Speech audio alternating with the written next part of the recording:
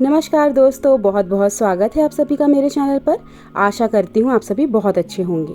दोस्तों, आज की वीडियो में हम जानेंगे कि लाख कोशिशों के बावजूद हेमा जी धर्मेंद्र जी के आकर्षण से बाहर क्यों नहीं निकल पा रही थी। एक तरफ उनके परिवार का बहुत ज़्यादा विरोध था कि धर्मेंद्र जी एक शादीशुदा अभिनेता हैं, जाट हैं और हम लोग आयंगर ब्राह्मण फैमिली से हैं। तो उन्होंने बहुत कोशिश भी की। वो एक आज्ञाकारी पुत्री थी, अपने माँ बाप के कहने पे ही चलती थी, मगर ऐसा क्या था कि वो अपने आप को धर्मेंद्र जी से दूर नहीं कर पा रही थी। तो आज जानते हैं इस वीडियो में। चलिए स्टार्ट करते हैं। हेमा की स्थिति तो कुछ और ही थी। दिन भर एक सुपरस्टार के रूप में रूमानी गाने और दृश्यों में अभिनय तो करती रहती थी, पर शाम को पैकअप के बाद उन्हें अपनी खुद की प्रेम कहानी आगे बढ़ती नजर नहीं आती थी। यह सब याद करते हुए हेमा मानती हैं कि सपने बेचने की अपनी होड़ के कारण हिंदी सिनेमा जगत प्रेम प्रसंगों पर कुछ ज़्यादा ही जोर देता है और इसके कारण वे लोग जो प्यार में नहीं होते हैं उन्हें लगता है कि उनसे कुछ छूट रहा है।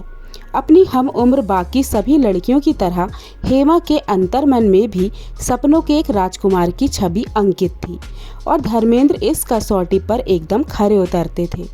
उन दोनों के बीच यह आकर्षण दोनों तरफ से था और जिन परिस्थितियों में वे काम करते थे उसमें इस तरह के लगाव के ढेर सारे कारण भरे पड़े थे। मैंने धर्मेंद्र से दूर जाने का बहुत प्रयास किया, पर ऐसा ना हो सका। एक इंसान के रूप में उनमें कुछ तो खास बात थी जिसके कारण इस बंधन को तोड़ना मेरे लिए कठिन था। हेमा को सोचते हुए कहती हैं। हेमा के परिवार का सोच था कि बदलते दौर के साथ हेमा का यह क्षणिक आकर्षण खत्म हो जाएगा और वे धर्मेंद्र को छोड़ आगे बढ़ जाएंगी, पर समय बीतने के साथ ही वे दोनों और नज़दीक आते गए।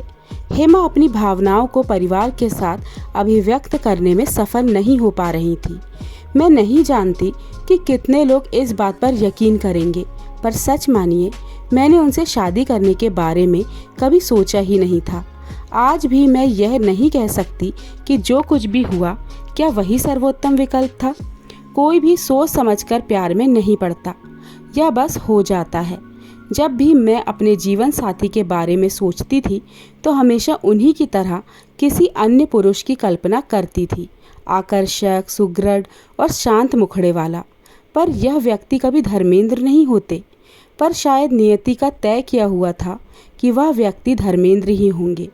हमने आपस में कभी कोई वायदे नहीं किए, भविष्य के बारे में कभी सोचा ही नहीं, कभी कोई स्थायी योजना नहीं बनाई।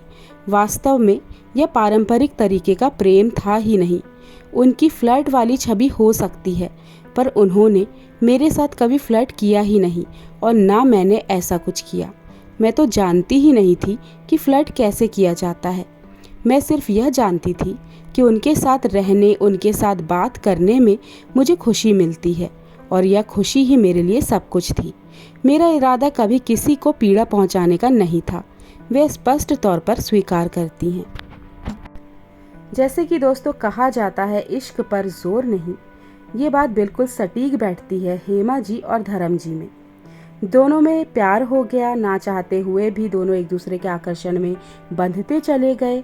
परिवार का लाख विरोध था, फिर भी दोनों का मन एक दूसरे से हट ही नहीं रहा था और बहुत ही इस तरह की कंडीशन कई बार बहुत जो इस चीज़ से गुज़रते हैं लोग वो ही समझ सकते हैं कि इसमें कितनी जद्दोजहद होती है। और एक तरफ हेमा जी फिल्मों में इतने रोमांटिक रोल्स कर रही थी, उनके गाने एक से एक बढ़कर एक थे, उनका फिल्मांकन। तो दोस्तों देखिए, जब भी हम कोई चीज़ करते हैं ना, तो वो तो एक एक्ट्रेस थी, तो अंदर तो बहुत कुछ चलता रहता है ना।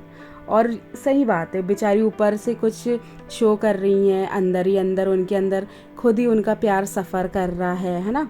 तो बहुत कुछ है, इससे हमें बहुत कुछ जानने को मिला।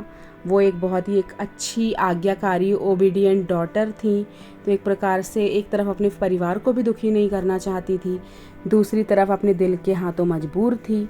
तो यही था आज के वीडियो में। आने वाले वीडियोस और भी ज़्यादा इंटरेस्टिंग होंगे, हमें हेमा जी के बारे में और भी बहुत कुछ जानने को मिलेगा। आशा करती हूँ ये वीडियोस आपको पसंद आ रहे होंगे। फिर मिलूंगी आपसे अपने अगले वीडियो में, तब तक के लिए नमस्कार।